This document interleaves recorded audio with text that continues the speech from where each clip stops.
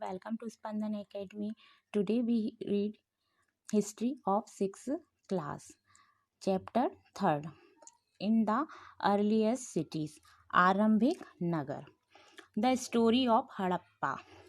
Very often old buildings have a story to tell. Nearly 150 years ago, when railway lines were being laid down for the first time in the Punjab, engineer stumbled upon the site of Harappa in present day Pakistan. Harappa की कहानी। अक्सर पुरानी इमारतें अपनी कहानी बताती हैं।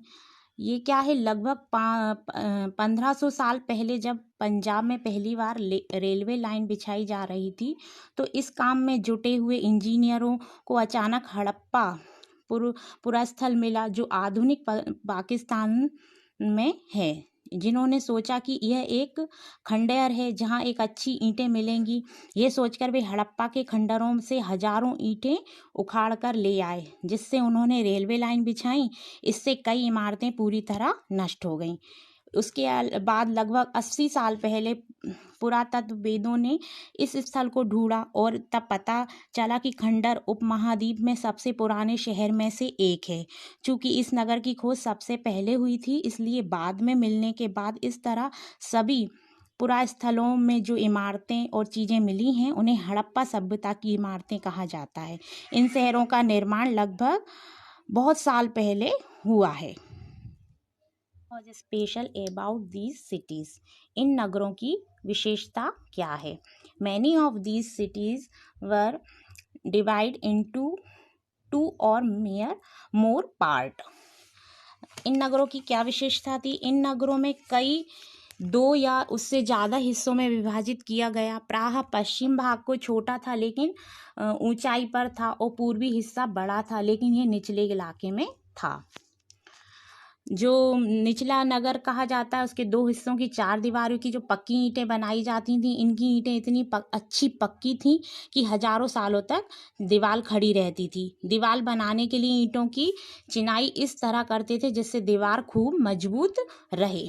कुछ नगरों के नगर दुर्ग में कुछ खास इमारतें बनाई जाती थीं। मिसाल के तौर पर मोहनजोदड़ो में खास तालाब बनाया गया था, जिसके पुरातत्ववेदों ने महान स्नानघर कहा है। इस तालाब को बनाने में ईंट और प्लास्टर का इस्तेमाल किया जाता था। इसमें पानी का रिसाव रोकने के लिए प्लास्टर के ऊपर चारकोल की परत चढ़ाई जाती थी। इस सरोवर में 2 तरफ से उतरने के लिए सीढ़ी बनाई जाती थी और चारों ओर कमरे बनाए गए थे। इसमें भरने के लिए पानी कुएं से निकाला जाता था। उपयोग के बाद इसे खाली कर दिया जाता था। शायद ये विशिष्ट नगर विशेष अवसरों पर स्नान किया जाता था। हाउसेस, डेंस एंड स्ट्रीट्स, भवन, नाले और सड़कें। इन नगरों में घर आमतौर पर 1 या 2 मंजिल होते थे। घर के आंगन के चारों ओर कमरे बनाए जाते थे। अधिकांश घरों में एक अलग स्नान घर होता था और कुछ घरों में कुएं भी होते थे। ये जो चित्र दिए हुए हैं ऊपर नीचे, उसमें दिखाया गया है आपको। कई नगरों में ढके हुए नाले थे। इन्हें सावधानी से सीधी लाइन में बनाया जाता था। हर नाले में हल्की ढलान होती थी ताकि पानी आसानी से बह सके। अक्सर घरों की नालियों को सड़कों की नालियों से जोड़ दिया जाता था, जो बाद में बड़े नालों में मिल जाती थी। नालों में ढके होने के कारण इसमें जगह जगह पर मेन हॉल बनाए जाते थे, जिनके जरिए इनकी देखभाल और सफाई की जा सकती थी। पेज पर देखिए, लाइफ इन द सिटी, नगरीय जीवन। A Harappan city was a very busy place. Harappa के नगरों की बड़ी हलचल रहा करती होगी। यहाँ पर ऐसे लोग रहते होंगे जो नगर की खास इमारतें बनाने की योजना में जुटे रहते हैं। ये संभवतः यहाँ के शासक थे या संभवतः ये शासक लोगों को भेजकर दूर दूर से धातु, बहुमूल्य पत्थर और अनेक उपयोगी चीज़ें मंगवाते थे। शायद शासक लोग खूबसूरती मन को तथा सोने चांदी से बने आभूषण जैसे कीमती चीज़ों को अपने पास रखते होंगे। इन नगरों में लिपिक भी होते थे जो मोहरों पर जो लिखे होते हैं और शायद अन्य चीज़ों पर भी लिखे होंगे जो बच नहीं पाई है। इसके अलावा नगरों में शिल्पकार स्त्री पुरुष भी रहते थे जो अपने घरों या किसी उद्योग स्थल पर तरह तरह की चीज़ें बनाते होंगे। लोग लंबी यात्राएं भी करते थे और वहाँ से उपयोगी वस्तु लाते थे और साथ ही लाते थे सुदूर देशों की किस्से कहानियाँ, मिट्टी से बने कई खिलौने भी मिले हैं जिससे बच्चे खेलते होंगे।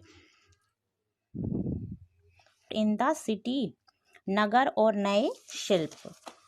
इसमें आप इसके चित्र में देख रहे हैं, सब चीज़ें इसमें दी हुई हैं कि कुछ ऐसी चीज़ों के बारे में अध्ययन करेंगे जो हड़प्पा के नगरों से प्राप्त हुई हैं। पुरातत्ववेदों में जो चीज़ें वहाँ मिलती हैं उसमें अधिकतर पत्थर, शंख, तांबे, कांसे, सोने और चांदी जैसी धातुएं से बनाई गई थीं। तांबे और कांस के औजार, हथियार, गहने, कप, बर्तन बनाए जाते थे। सोने और चांदी से गहने और बर्तन बनाए जाते थे। यहाँ मिली सबसे आकर्षण वस्तुएं हैं मन के बाट और फल के हैं। हड़प्पा सभ्यता के लोग पत्थर की मोहरें बनाते थे। इन आयताकार मोहरों पर सामान्यतः किनके जानवरों के चित्र मिलते थे। हड़प्पा सभ्यता के लोग काले रंग से डिजाइन किए हुए खूबसूरत लाल मिट्टी के बर्तन बनाते थे, है ना, जो चित्र में दिए हुए हैं, है ना। संभवतः 7 साल पहले मेहरगढ़ में कपास की खेती होती थी। मोहनजोदड़ो से कपड़ों के टुकड़ों के अवशेष, चांदी के एक फूलदान के ढक्कन तथा अन्य तांबे की वस्तुओं से चिपके हुए मिले हैं। पक्की मिट्टी तथा फ्रेंच से बनी तकलियाँ सूत कताई का संकेत देती हैं। इनमें से अधिकांश वस्तुओं का निर्माण विशेषज्ञों ने किया है। विशेषज्ञ उसे कहते हैं कि जो किसी चीज़ को बनाने के लिए खास परीक्षण लेते हैं, जैसे पत्थर तराशना, मन के चमकाना या फिर मोहरों पर पचकारी करना आदि, है ना। मूर्ति को चेहरे से कितने आकर्षण ढंग से बनाया जाता है, उसकी दाढ़ी कितनी अच्छी तरह से दर्शाई गई है, या किसी विशेष मूर्तिकार का ही काम हो सकता है। हर व्यक्ति विशेष नहीं होता। हमें ये नहीं पता है क्या सिर्फ पुरुष ही ऐसे कामों में परीक्षण हासिल करते हैं या फिर केवल महिलाएं। शायद कुछ महिलाएं और पुरुष दोनों ही इस काम में दक्ष और निपुण थे। सर्च ऑफ रॉ मटेरियल, कच्चे माल की खोज। कच्चे माल की खोज कैसे हुई? कच्चा माल उन पदार्थों को कहते हैं या तो प्राकृतिक रूप से मिलते हैं या फिर किसान या पशुपालन उनका उत्पादन करते हैं। जैसे लकड़ी या धातुओं के आयरक प्राकृतिक रूप से उपलब्ध कच्चे माल हैं। इनसे फिर कई तरह की चीज़ें बनाई जाती हैं।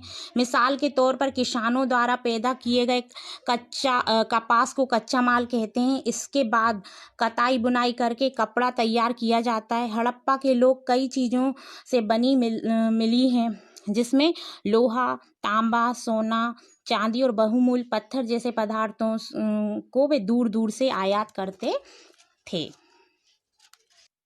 आगे देखेंगे हम। हड़प्पा के लोग तांबे का आयात संभवतः आज के राजस्थान में करते हैं। यहाँ तक कि पश्चिम एशियाई देश ओमान से भी तांबे का आयात किया जाता है। कांसा बनाने के लिए तांबे के साथ मिलाई जाने वाली धातु टीन का आयात आधुनिक ईरान और अफगानिस्तान से किया जाता है। सोने का आयात आधुनिक कर्नाटक और बहुमूल्य पत्थर का आयात गुजरात, ईरान और अफगानिस्तान से किया जाता है।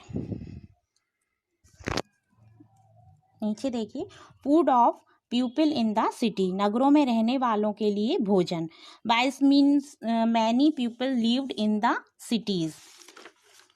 नगरों में रहने वालों के लिए भोजन, वो लोग क्या रहते थे, गांव में रहते थे। वे अनाज उगाते थे और जानवर पालते थे।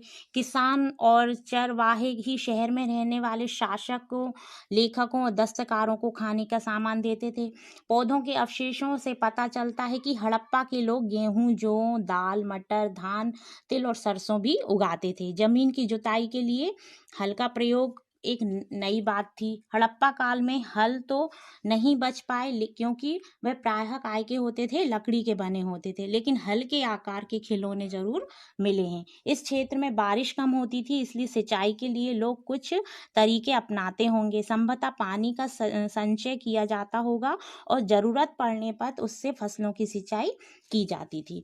हड़प्पा के लोग गाय, भैंस, भेड़, बकरी पालते थे। बस्तियों के आसपास तालाब, चारगाह होते थे, लेकिन सूखे महीनों में मवेशियों के झुंड को चारा पानी की तलाश के लिए दूर दूर तक ले जाया जाता था। वे बेर जैसे फलों को इकट्ठा करते थे, मछलियां पकड़ते थे और हिरण जैसे जानवरों का शिकार किया करते थे।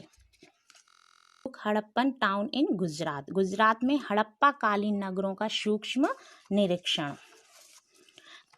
कच्छ के इलाके में खरीद बेत के किनारे धोलावीरा नगर बसा था। वहाँ साफ पानी मिलता था और जमीन क्या थी, उपजाऊ थी। यहाँ हड़प्पा सभ्यता के कई नगर 2 भागों में विभक्त थे। वहीं धोलावीरा नगर को 3 भागों में बांटा गया। इसके हर हिस्से के चारों ओर पत्थर की ऊंची ऊंची दीवारें बनाई गई थीं। इसके अंदर जाने के लिए बड़े बड़े प्रवेश द्वार थे। इस नगर में एक खुला मैदान भी था जहां सार्वजनिक कार्यक्रम आयोजित किए जाते थे। यहाँ से मिले कुछ अवशेषों में हड़प्पा लिपि के बड़े बड़े अक्षरों को पत्थरों पे खोदा पाया। इन अभिलेखों को संभवतः लकड़ी में जड़ा गया था। यह एक अनोखा अवशेष था, क्योंकि आमतौर पर हड़प्पा के लेख मुहर जैसी छोटी वस्तुओं पर बनाई जाती थी। मिस्ट्री ऑफ एंड, सभ्यता के अंत का रहस्य। Around 100 year ago we find the beginning of a major change. A people stopped lived in many of the cities. सभ्यता के अंत का रहस्य क्या है? लगभग 39,000 साल पहले एक बड़ा बदलाव देखने को मिला। अचानक लोगों ने इन नगरों को छोड़ दिया, लेखन, मोहर और बाटों का प्रयोग बंद कर दिया। दूर दूर से कच्चे माल का आयात भी काफ़ी कम हो गया। मोहनजोदड़ो में सड़कों पर कचरे के ढेर बनने लगे।